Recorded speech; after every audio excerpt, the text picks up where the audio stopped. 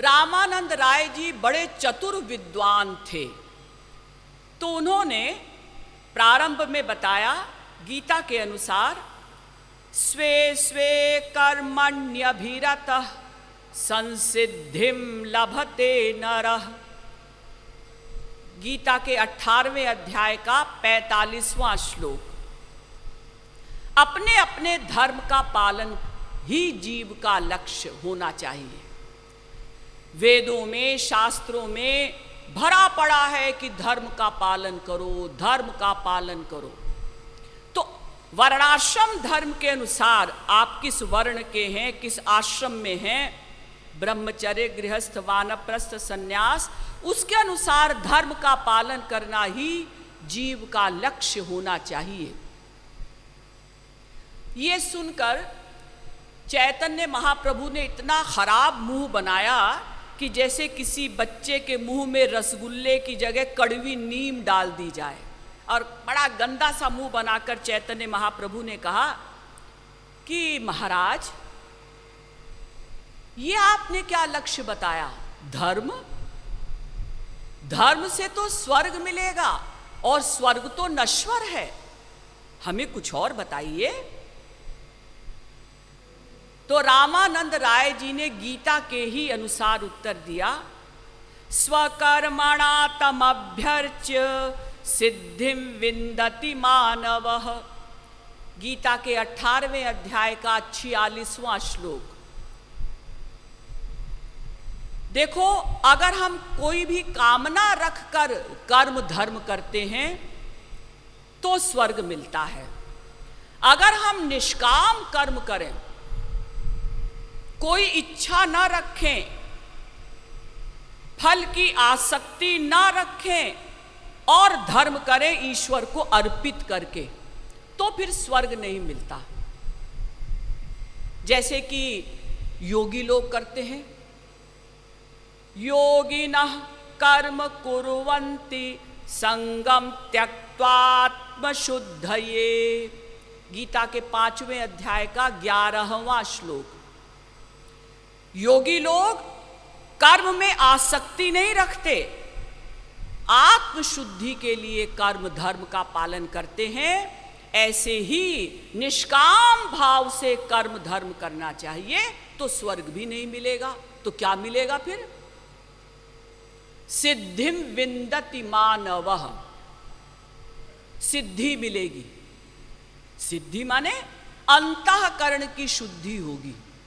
सकाम कर्म करने से स्वर्ग मिलेगा, निष्काम कर्म करने से अंतःकरण की शुद्धि होगी, लेकिन पूरी पूरी नहीं होगी।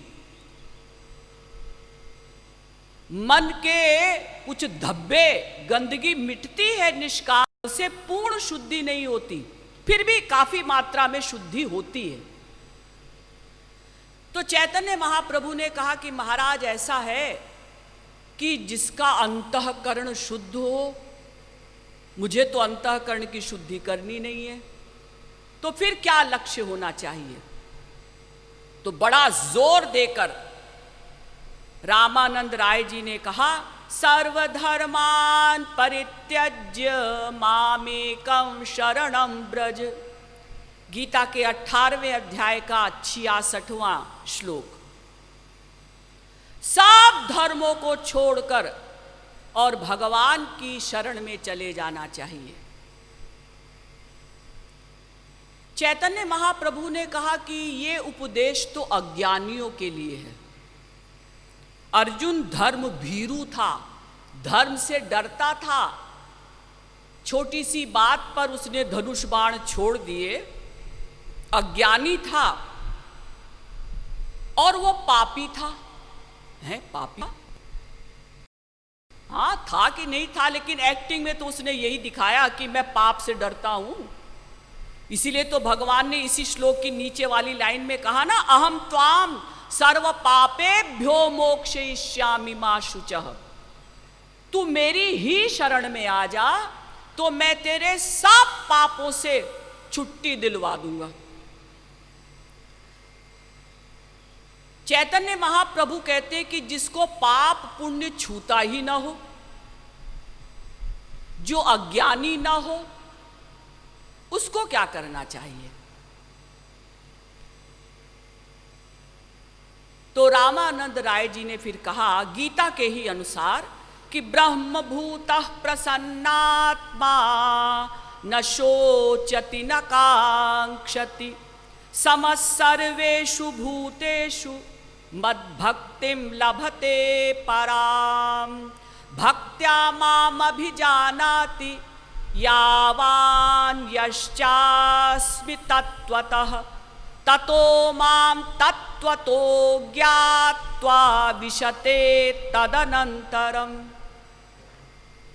गीता के 18वें अध्याय का 54वां एवं 55वां श्लोक। ऐसे व्यक्ति को ज्ञान के साथ भक्ति प्लस करके ज्ञान मिश्रा भक्ति करनी चाहिए।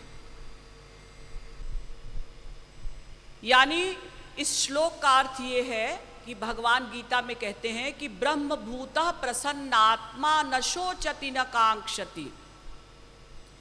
जब कोई भी ज्ञानी अहम ब्रह्मास्मि का चिंतन करके ब्रह्मभूत अवस्था पर पहुंच जाता है, यानी बहुत ऊंची स्थिति उसकी हो गई लेकिन अभी पूर्णता उसने प्राप्त नहीं की ज्ञानी ने, तो वो सदा प्रसन्न रहता है। वो किसी बात का शोक नहीं करता, उसकी कोई इच्छा भी नहीं रह जाती और वो एक प्रकार से समदर्शी हो जाता है।